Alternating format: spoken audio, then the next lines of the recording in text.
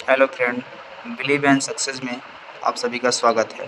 आज हम बात करने वाले हैं how to be disciplined by Sheldon how book के बारे में। ठंडी सर्दियों की शाम थी। ऋतिक, जो कि दिल्ली के एक छोटे से फ्लैट में अकेला रहता था, अपनी जिंदगी से परेशान था। उसकी नौकरी बस ठीक ठाक चल रही थी, लेकिन अंदर से उसे लगता था कि वो अपनी जिंदगी में कुछ बड़ा नहीं कर रहा। अक्सर वो सोचता कि आखिर उसे चाहिए क्या। एक रात जब वो यूं ही बेड पर पड़ा मोबाइल स्क्रॉल कर रहा था, उसकी नज़र एक बुक रिव्यू पर पड़ी। किताब का नाम था हाउ टू बी डिसिप्लिन्ड और लेखक का नाम था शेल्डन हाउ। क्या फालतू टॉपिक है, उसने खुद से कहा, लेकिन अंदर कहीं उसे लगा कि शायद यही वो किताब है जिसकी उसे ज़रूरत है। उसने तुरंत किताब ऑनलाइन ऑर्डर कर दी। 3 दिन बाद किताब उसके हाथ में थी। ऋतिक ने सोचा, चलो देख ही लेते हैं, आखिर ये बुक इतनी पॉपुलर क्यों है। वो बुक लेकर अपने बालकनी में चला गया। ठंडी हवा चल रही थी और चाय का कप उसकी टेबल पर रखा था। उसने बुक खोली और पहला चैप्टर पढ़ना शुरू किया। पहले चैप्टर का नाम था सेट क्लियर गोल्स। किताब पढ़ते ही ऋतिक को ऐसा लगा जैसे कोई उसे आईना दिखा रहा हो। उसमें लिखा था, स्पष्ट और प्राप्त करने योग्य लक्ष्य स्थापित करना अनुशासन का मूलभूत है।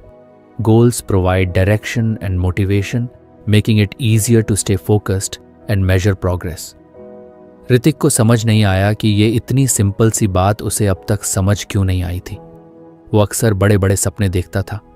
एक दिन अपनी कंपनी शुरू करूंगा या डिजिटल मार्केटिंग में एक्सपर्ट बनूंगा, लेकिन कभी उसने अपने गोल्स को डिटेल में प्लान नहीं किया था। उसने किताब के अगले पैराग्राफ पर नजर डाली। वहां लिखा था, if you don't know where you're going You'll never get there। इस एक लाइन ने उसे झकझोर दिया। सही बात है, उसने सोचा। मैं हमेशा ये सोचता हूं कि कुछ करना है, लेकिन करना क्या है ये पता ही नहीं होता। उसने किताब को बंद किया और बालकनी से उठकर अंदर चला गया। उसने अपने रूम का सबसे शांत कोना चुना और अपनी नोटबुक लेकर बैठ गया। उसने सोचा कि पहली बार अपनी लाइफ में वो कुछ क्लियर गोल्स बनाएगा। पहली लाइन उसने लिखी, 1, अपनी फिटनेस पर ध्यान देना है। अगले 6 महीने में 10 किलो वजन कम करना है। 2, डिजिटल मार्केटिंग के 3 एडवांस कोर्स पूरे करने हैं। 3, हर महीने 5 नई किताबें पढ़नी है। लिखने के बाद उसने नोटबुक बंद की और एक अजीब सी राहत महसूस की। यह सब करना इतना आसान तो नहीं था, लेकिन पहली बार उसने अपने गोल्स को इतना साफ साफ लिखा था। अगले दिन जब वो सुबह उठा तो उसने अपनी लाइफ का पहला गोल शुरू करने की कोशिश की। उसने अलार्म 6 बजे लगाया था, लेकिन जब अलार्म बजा तो उसने तुरंत स्नूज बटन दबा दिया। 5 मिनट और, उसने खुद से कहा। वो 5 मिनट कब 1 घंटे में बदल गए उसे पता भी नहीं चला। जब उसकी आंख खुली तो उसने दीवार घड़ी की ओर देखा। 7:30 हो चुके थे। यार, आज भी नहीं हो पाया, उसने गुस्से में खुद से कहा। फिर उसे अपनी किताब की याद आई। उसने बुक निकाली और फिर से पहला पेज पढ़ा।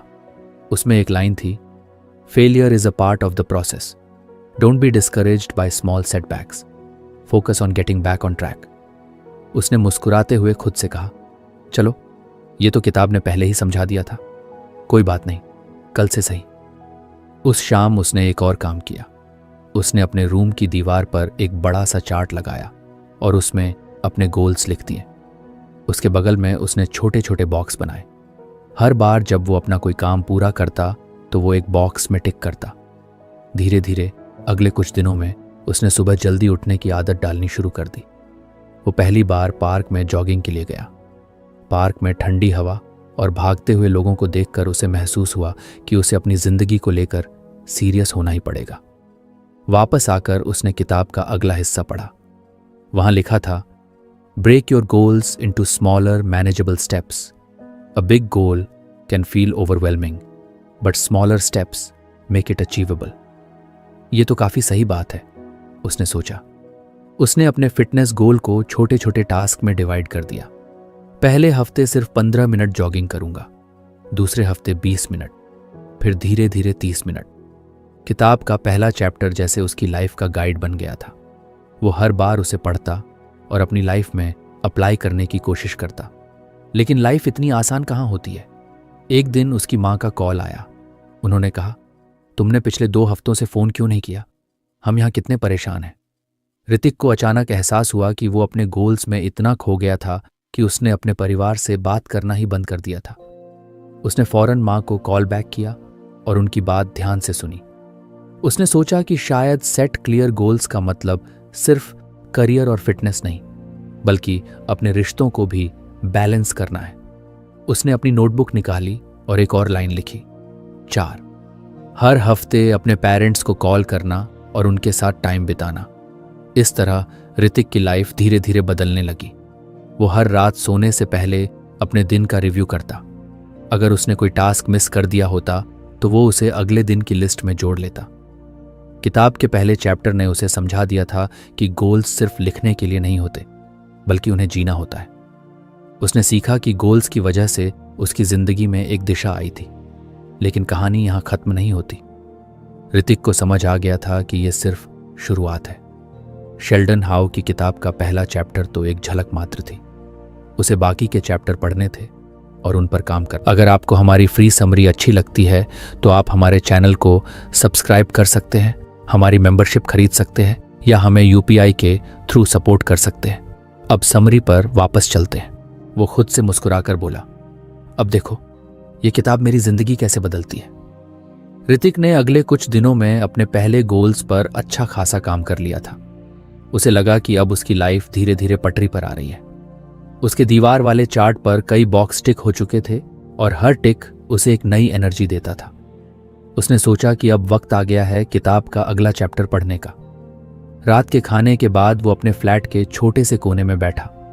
सामने उसकी किताब रखी थी। उसने कपड़े की बुकमार्क हटाई और अगला पेज पलटा। दूसरा लेसन था, डेवलप अ रूटीन। पढ़ते ही उसे लगा कि ये तो वही चीज है जो हमेशा उसकी सबसे बड़ी कमजोरी रही है। उसकी लाइफ इतनी बेतरतीब थी कि कोई भी चीज कभी प्लान के हिसाब से नहीं होती। कभी वो रात को देर तक जागता, कभी सुबह लेट उठता। वीकेंड्स तो पूरी तरह से यूं ही निकल जाते थे। किताब में लिखा था, creating a consistent daily routine helps in building habits that reinforce discipline.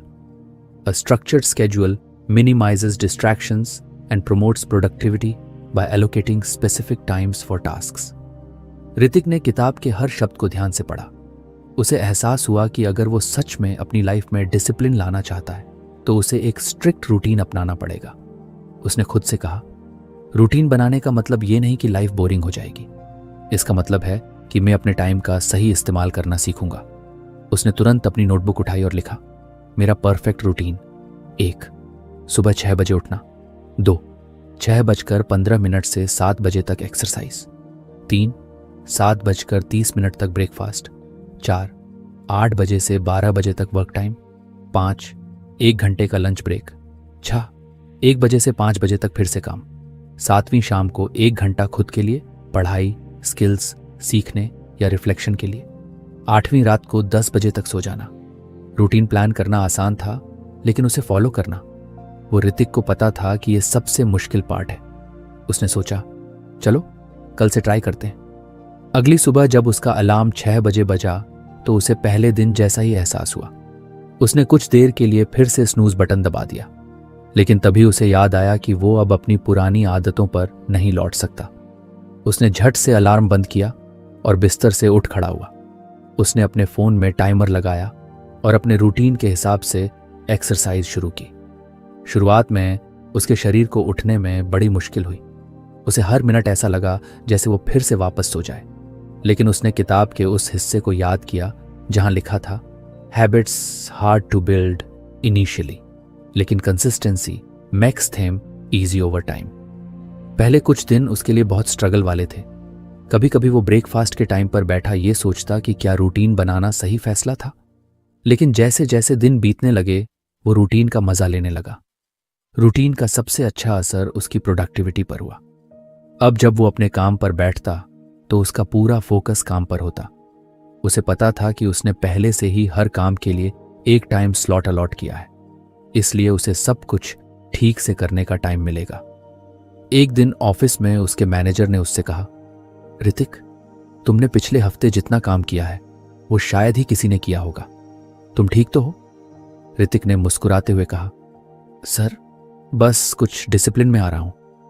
शाम को जब वो घर लौटा तो उसे एहसास हुआ कि रूटीन सिर्फ टाइम को मैनेज करने का तरीका नहीं है, ये लाइफ को बेहतर बनाने का जरिया भी है। उसने अपने खाली वक्त में नई किताबें पढ़नी शुरू की। वो हर दिन रात को सोने से पहले अपनी दिनचर्या का रिव्यू करता। लेकिन लाइफ इतनी सीधी नहीं थी। एक रविवार को उसके दोस्त राहुल का फोन आया। भाई, आज मूवी देखने चल रहे हो? ऋतिक को कुछ कंफ्यूजन हुआ।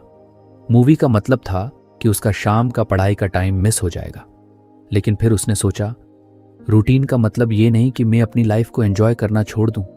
कभी कभी ब्रेक लेना भी जरूरी है। उसने खुद से एक नई बात सीखी। रूटीन का मतलब स्ट्रिक्ट रूल्स नहीं, बल्कि बैलेंस है।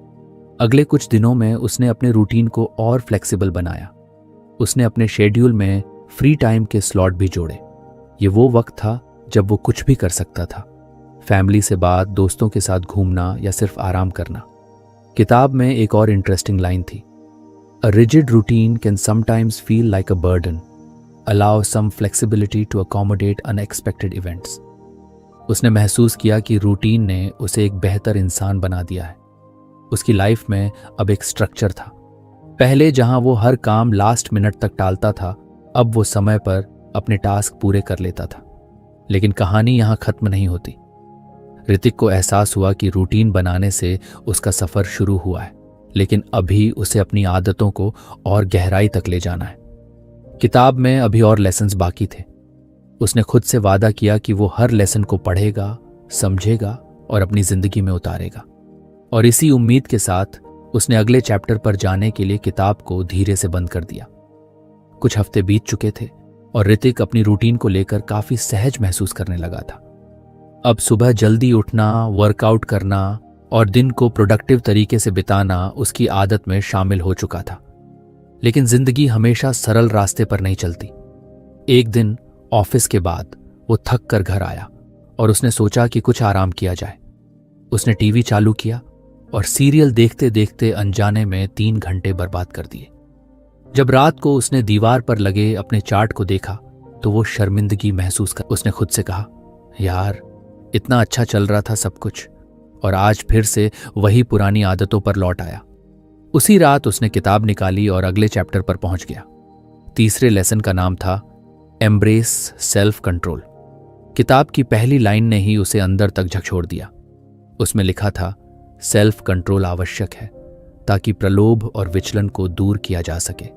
Resisting short term pleasures in favour of long term goals is the foundation of disciplined living.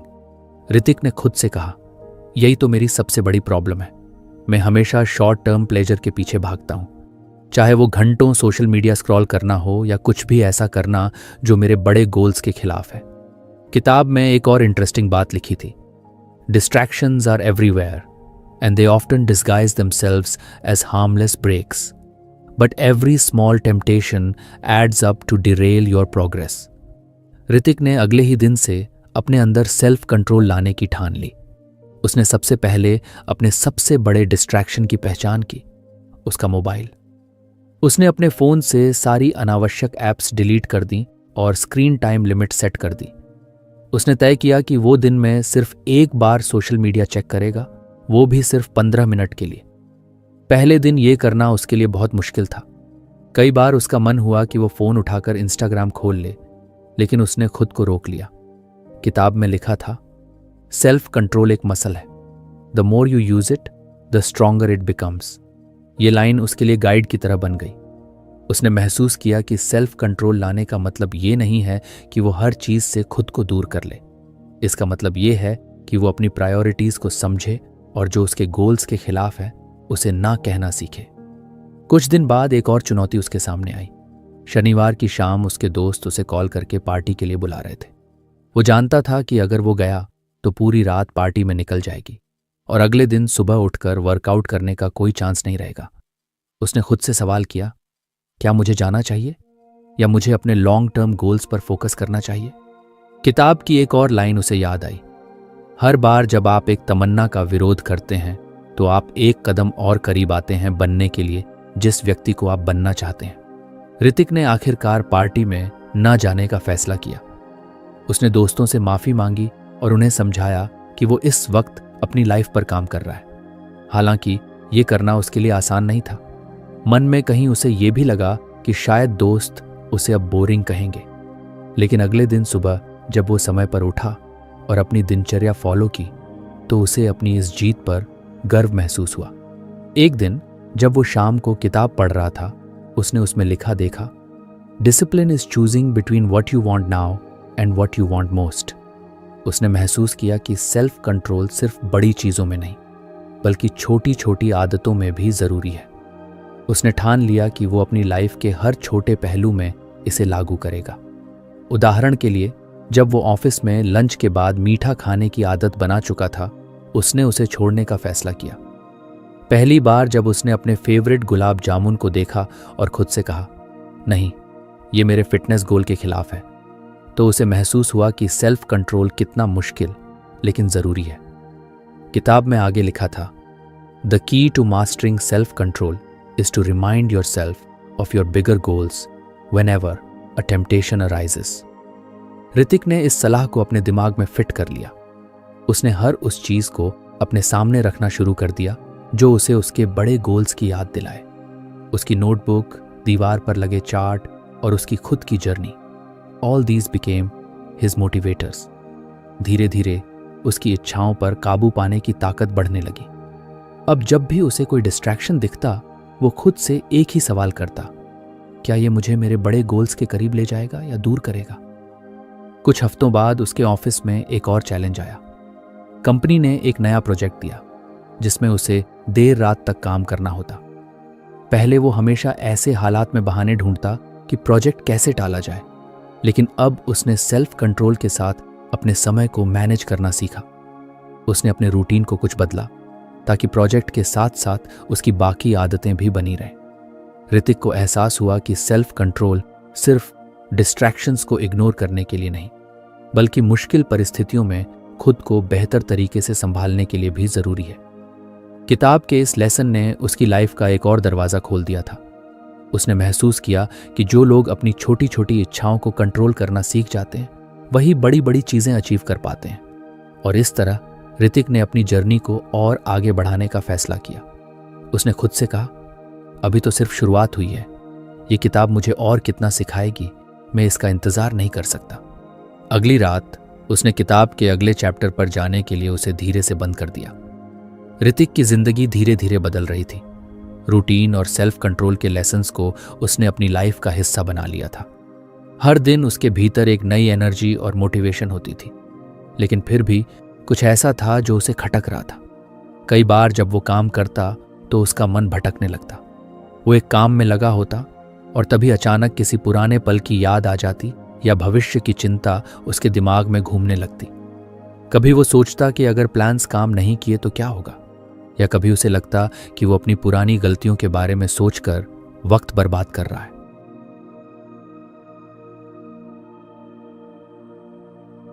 एक दिन जब वो शाम को अपने फ्लैट की बालकनी में बैठा था तो उसने खुद से कहा, मैंने डिसिप्लिन और सेल्फ कंट्रोल पर तो काफी काम कर लिया है, लेकिन ये ध्यान क्यों भटकता रहता है। उसे लगा कि ये शायद अगला लेसन सीखने का सही वक्त है। उसने किताब निकाली और अगले चैप्टर पर पहुंचा। चौथे लेसन का नाम था प्रैक्टिस माइंडफुलनेस। किताब में लिखा था, माइंडफुलनेस मेंटेनिंग फोकस और रिड्यूसिंग एंग्जायटी में मदद करता है। By being present in the moment, individuals can better manage their thoughts and emotions, leading to improved decision making and productivity. Hrithik ने इस लेसन को पढ़ना शुरू किया और उसे महसूस हुआ कि ये उसकी जिंदगी की सबसे बड़ी परेशानी का जवाब हो सकता है। उसने सोचा, मैं अक्सर या तो अतीत में जीता हूं या भविष्य की चिंता में खो जाता हूं, लेकिन शायद मैं अभी के पल को जीने में असफल हूं। किताब में एक और लाइन थी जिसने उसका ध्यान खींचा, The mind is like a monkey, always jumping from one thought to another. Mindfulness helps you tame this monkey and bring it to the present moment. Hrithik ने तुरंत इस लेसन को अपनी जिंदगी में लागू करने का फैसला किया। अगली सुबह जब उसने अपना वर्कआउट खत्म किया तो उसने एक नई प्रैक्टिस शुरू की। उसने इंटरनेट पर देखा कि माइंडफुलनेस मेडिटेशन कैसे किया जाता है। उसने अपनी बालकनी में एक शांत जगह चुनी, आंखें बंद की और गहरी सांसें लेने लगा। पहले कुछ मिनटों तक उसका दिमाग हर दिशा में भागता रहा, कभी ऑफिस के काम की चिंता, कभी किसी पुराने झगड़े की याद, लेकिन उसने खुद से कहा, जो भी ख्याल आए उन्हें आने दो, लेकिन मैं अपनी सांस पर फोकस करूंगा। धीरे धीरे उसने महसूस किया कि उसके विचार धीमे हो रहे हैं। जैसे जैसे वो गहरी सांस लेता गया, उसका मन शांत होता गया। पहली बार उसे ऐसा लगा कि वो अपने दिमाग को कंट्रोल कर पा रहा है। किताब में लिखा था, माइंडफुलनेस न ही बंद करने के बारे में है, ये देखने के बारे में है कि वे बिना किसी निर्णय के देख रहे हैं और सौम्य ढंग से अपनी ध्यान को वापस प्रस्तुत कर रहे हैं। इस प्रैक्टिस को उसने अपनी डेली रूटीन का हिस्सा बना लिया। हर सुबह और रात को सोने से पहले वो 10 मिनट के लिए मेडिटेशन करता। इसका असर उसकी पूरी जिंदगी पर दिखने लगा। जब वो ऑफिस में काम करता तो अब उसका फोकस पहले से बेहतर था। अगर उसका ध्यान भटकता तो वो कुछ पल के लिए गहरी सांसें लेता और खुद को वापस काम पर फोकस करने के लिए तैयार करता।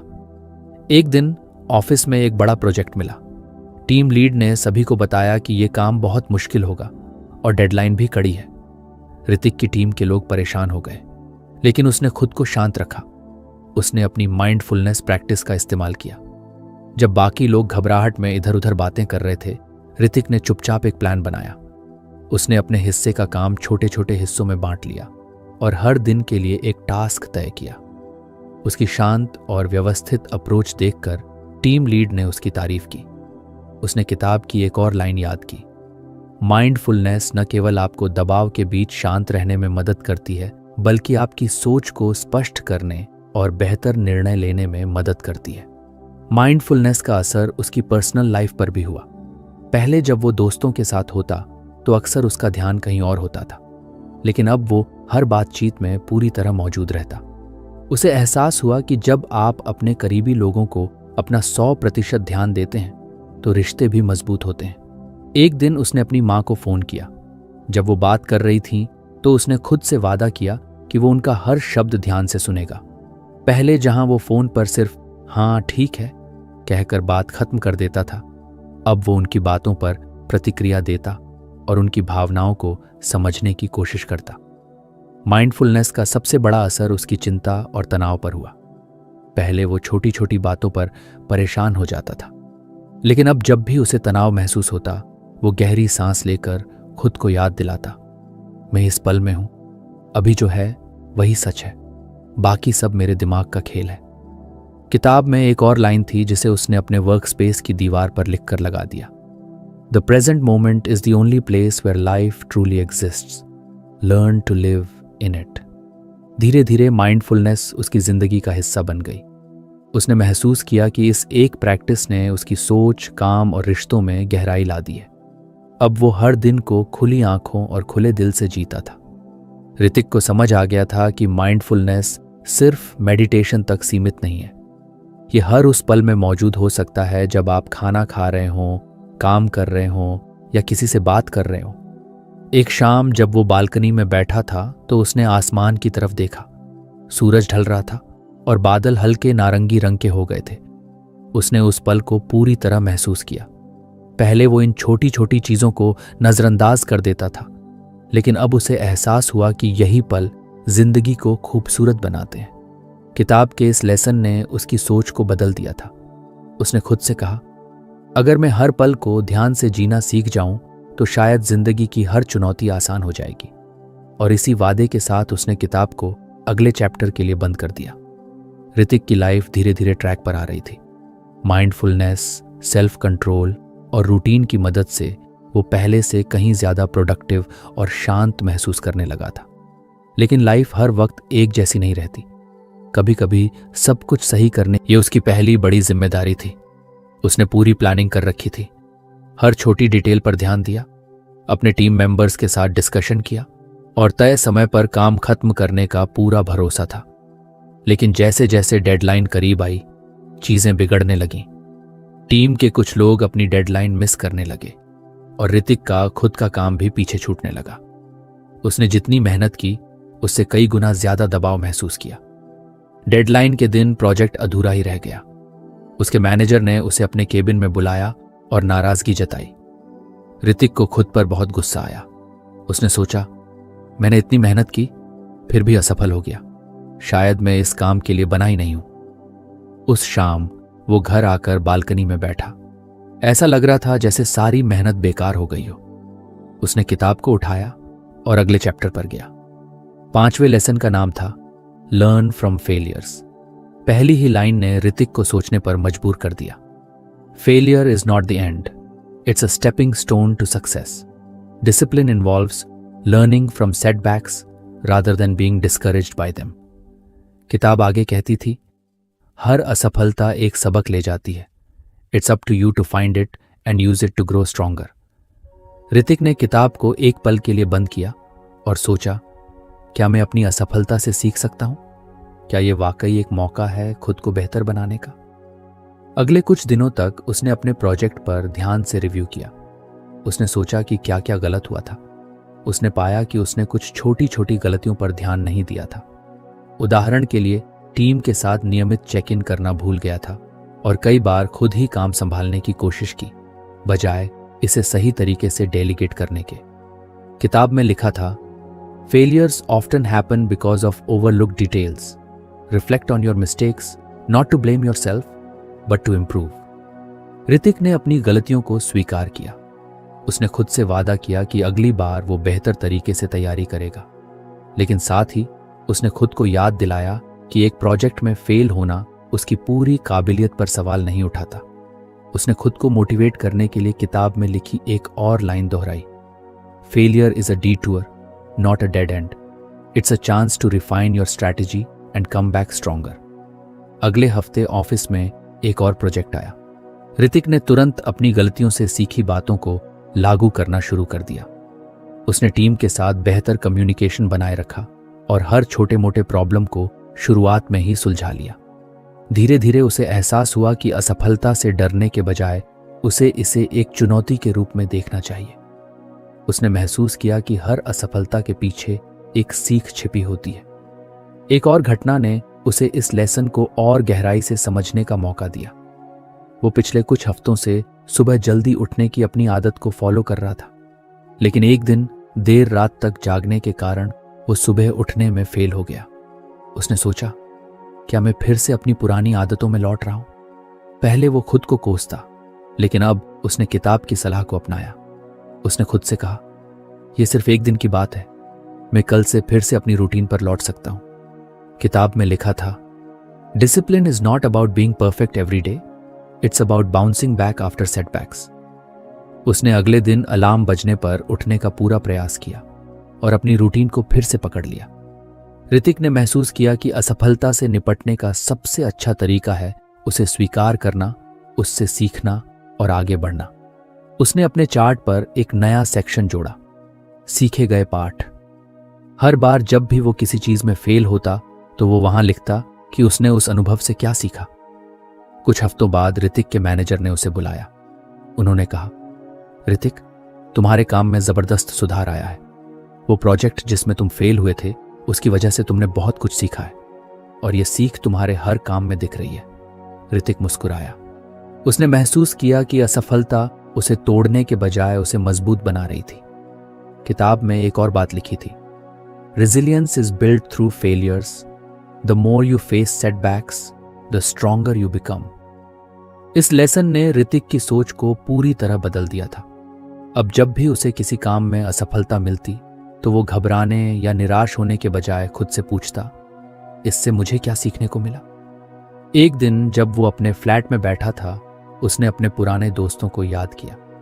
वो दोस्त जो उसे कभी कभी लूजर कहकर चिढ़ाते थे जब वो किसी काम में फेल हो जाता था, लेकिन अब वो जानता था कि फेल होना कमजोरी नहीं है। उसने खुद से कहा, फेल होना जरूरी है, बिना फेल हुए मैं कभी सीख ही नहीं पाता। उस शाम उसने किताब को फिर से खोला।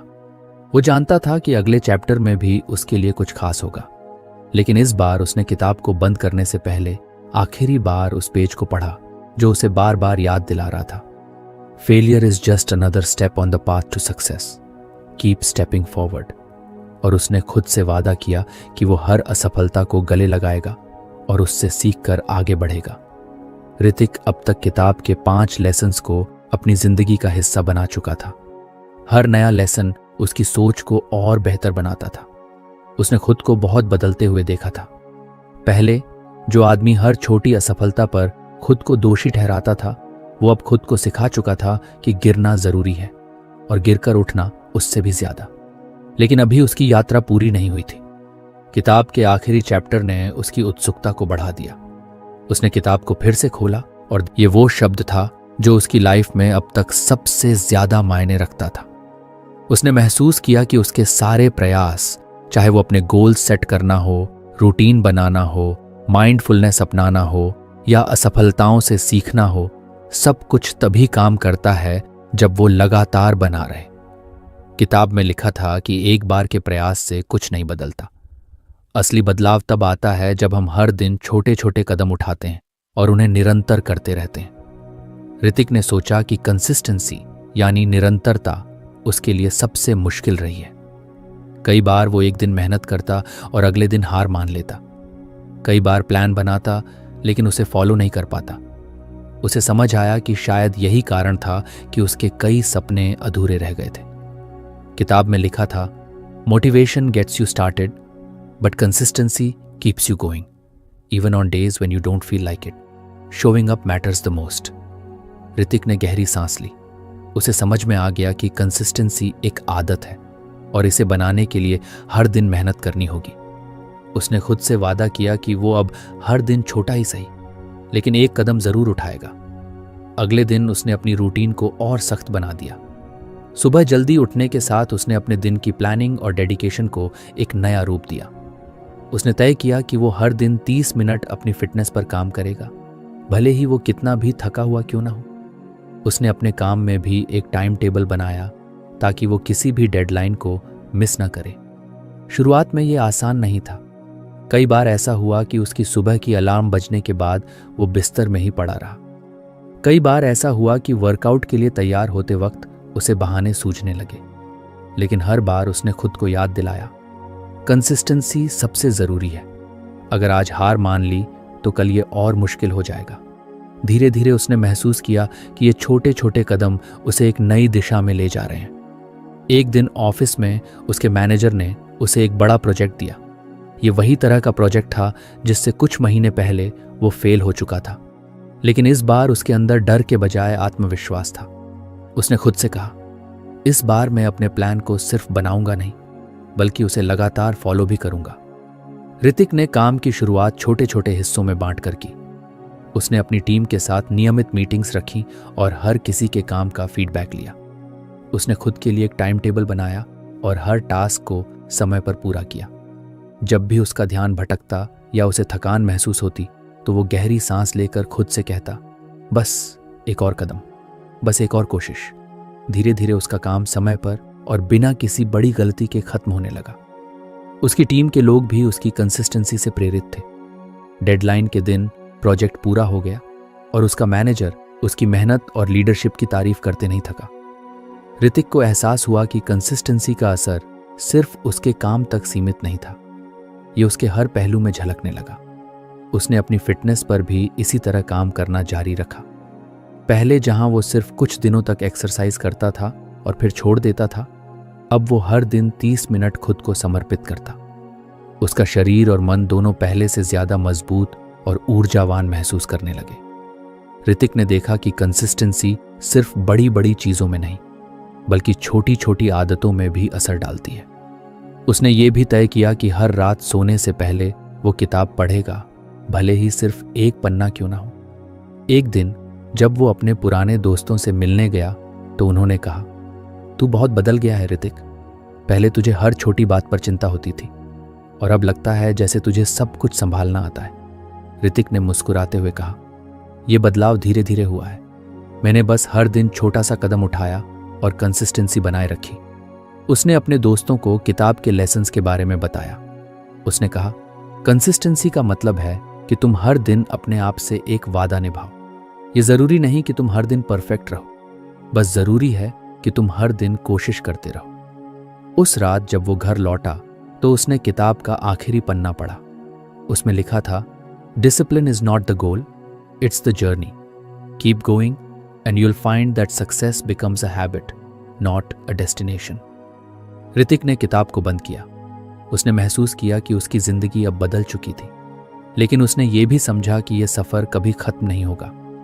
हर दिन एक नई चुनौती होगी, एक नई सीख होगी और एक नया मौका होगा खुद को बेहतर बनाने का। उसने किताब को अपनी टेबल पर रखा और खिड़की से बाहर देखा। चांद की रोशनी उसके कमरे को हल्का सा रोशन कर रही थी। उसने गहरी सांस ली और खुद से वादा किया कि वो इस सफर को कभी नहीं छोड़ेगा, क्योंकि अब उसे पता था कि असली खुशी किसी मंजिल तक पहुंचने में नहीं, बल्कि उस सफर को पूरी ईमानदारी और मेहनत से जीने में है। और यहीं से ऋतिक की कहानी खत्म नहीं हुई, ये तो बस एक नई शुरुआत थी। तो फ्रेंड्स, ये थी हमारी आज की बुक समरी। आपको कैसी लगी कमेंट करके ज़रूर बताएं और धन्यवाद आपका समरी एंड तक सुनने के लिए।